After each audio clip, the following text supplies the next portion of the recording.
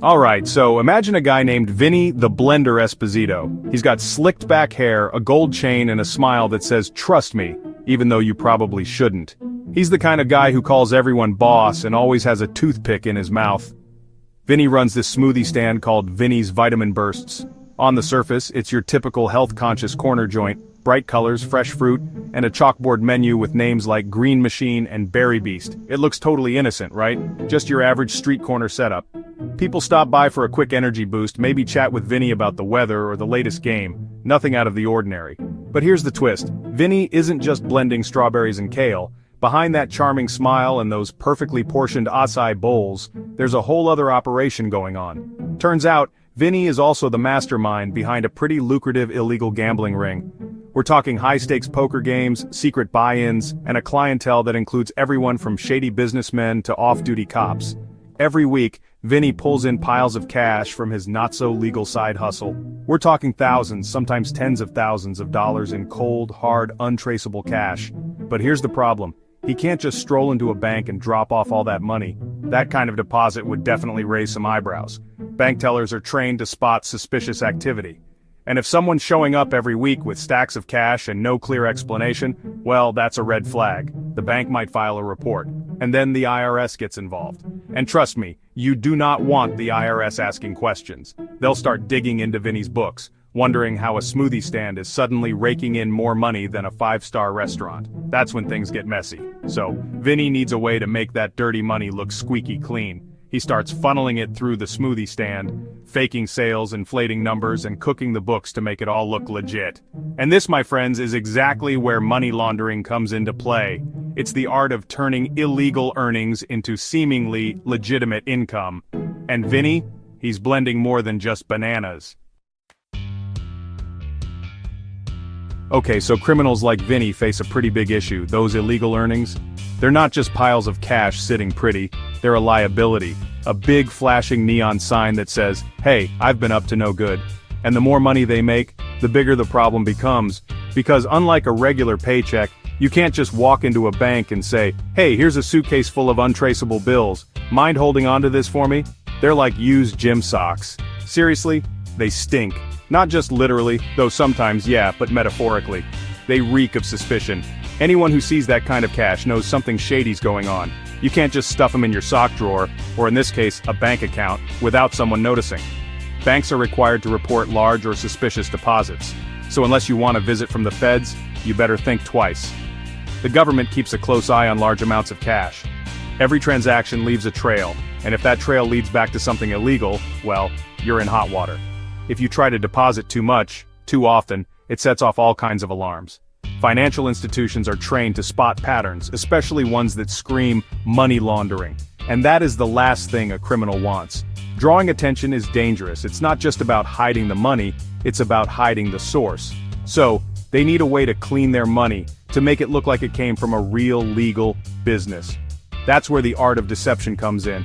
Basically, make it look like it came from a legit source. A restaurant, a laundromat, a car wash, any place where cash flow is normal and expected. Think of it like this. If you just played a muddy football game, you're not going to show up to dinner still covered in dirt, right?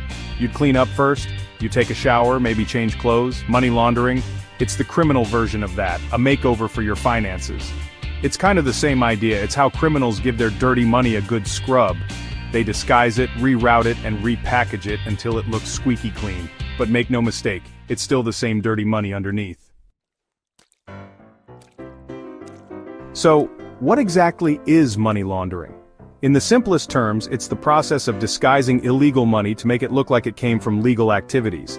It's kind of like giving that dirty money a spa day, complete with a fake backstory and maybe even a fresh scent. Criminals do this so they can spend their loot without attracting attention. I mean, come on, they can't build their criminal empires on smoothies alone, can they?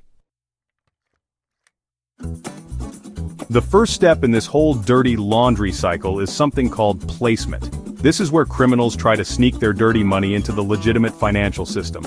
Remember Vinny and his suspicious smoothie profits? Yeah, he might just accidentally report a little more in daily earnings than he actually made, sliding some of that gambling cash into his bank deposits.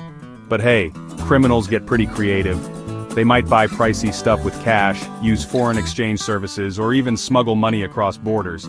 It's kinda like sneaking a stray dog into a dog park. It doesn't belong there, but you're doing your best to make it blend in. Alright, so once the money is in the system, it's time for step 2, layering. This is where things start to get a little more complicated and a lot more sneaky. This is where criminals make their money dance around like nobody's watching, moving it between different accounts, countries, and yeah, even investments. The idea is to break the connection between the money and its dirty origin.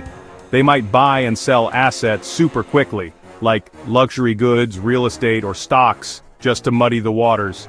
These transactions can happen in seconds, across borders, and through platforms that don't ask too many questions. And let's not forget crypto. Digital currencies offer a whole new playground for hiding money. With the right tools, funds can be split, mixed, and sent through decentralized networks, making them even harder to trace.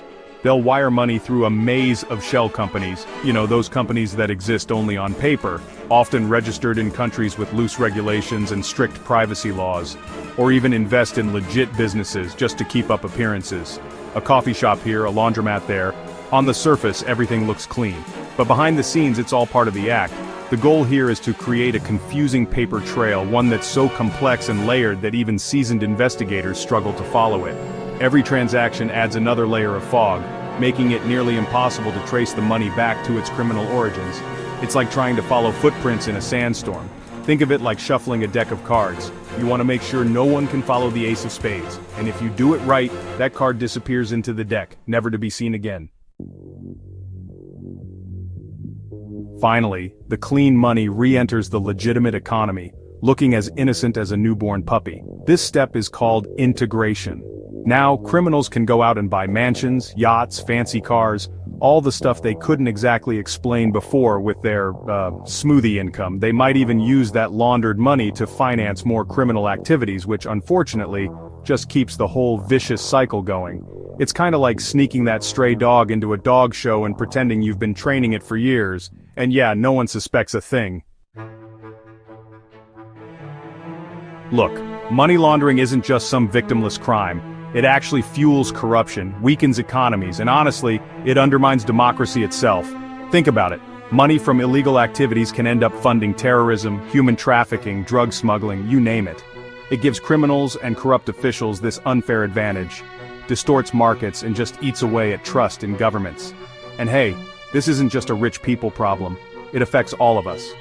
When criminals get away with laundering money, it undermines the rule of law and creates an uneven playing field for honest businesses and regular citizens. Understanding money laundering is really the first step in fighting it. By being aware of the signs, we can report suspicious activities and support efforts to strengthen regulations and boost transparency. This isn't just about catching bad guys, it's about protecting our communities, our economies, and yeah, our future. So next time you see a suspiciously successful smoothie stand, just remember Vinny the Blender Esposito, because behind that innocent-looking front could be a whole lot of dirty money. And it's up to all of us to make sure crime doesn't pay.